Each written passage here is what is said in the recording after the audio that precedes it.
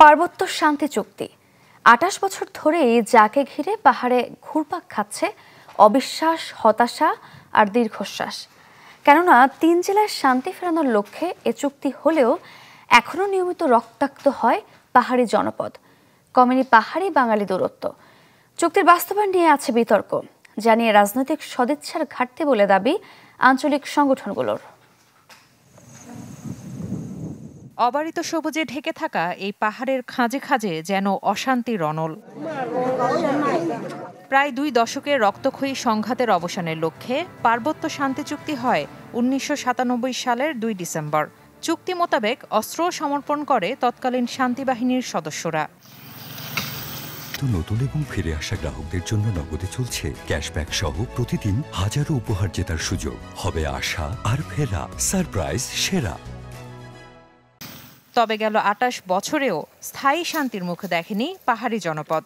বন্ধ হয়নি অস্ত্রের ঝনঝনানি, বরং চাঁদাবাজি ও আধিপত্য বিস্তার নিয়ে বেড়েছে দল থেকে উপদল ও প্রাণহানির সংখ্যা। এতে পাহাড়ে বেড়েছে অবিশ্বাস, হতাশা। যে মূল বিষয়গুলো ছিল সেগুলো এখনো পর্যন্ত বাস্তবায়নের মুখ দেখে নেয়, এবং আদৌ বাস্তবায়ন হবে কিনা এটা নিয়ে বিরাট একটা প্রশ্ন আছে। এমন একটা দীর্ঘ পর্যায়ে চলে গেছে যেটা না হওয়ার কারণে আমাদের বিশেষ করে পার্বত্য অঞ্চলে পাহাড়ি বাঙালির যে সংঘাত এটা ক্রমশ বেড়ে যাচ্ছে। জাতীয় রাজনীতির মধ্যে যারা আছে তারা যখন সরকার বাইরে থাকে তারা বলে যে শান্তি চুক্তি বাস্তবায়ন হবে, পার্বত্য চট্টগ্রামকে শান্তিপূর্ণভাবে বসবাস করার একটা সুযোগ দেবে। কিন্তু তারা নিজে যদি যখন সরকার গঠন করবে দেখা যায় যে তারা ওখান থেকে সরে যায়। নাগরিক সমাজ মনে করে চুক্তি ঘিরে রাজনৈতিক অঙ্গীকার যেমন কম, তেমনি নেই কার্যকর রোডম্যাপ।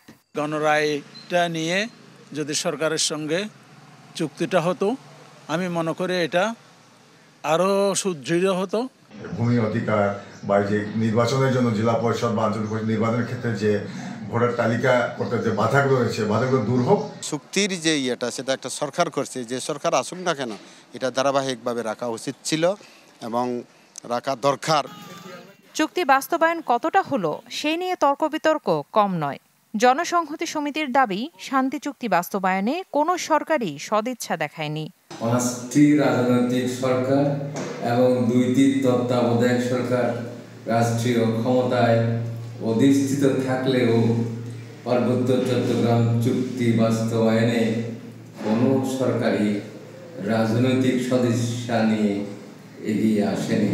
আগামী এত বছরের মধ্যে আমরা এই ধরনের একটা বিয়ে করব, এইটা যাতে বাস্তবায়ন করব, এই রোডম্যাপটা আমরা চাচ্ছি সরকারের কাছ থেকে। চুক্তিতে মোট ধারা আছে ৭২টি। এর মধ্যে ভূমি বিরোধের মতো বিষয়গুলো রয়ে গেছে অমীমাংসিত। Desk report, channel 24।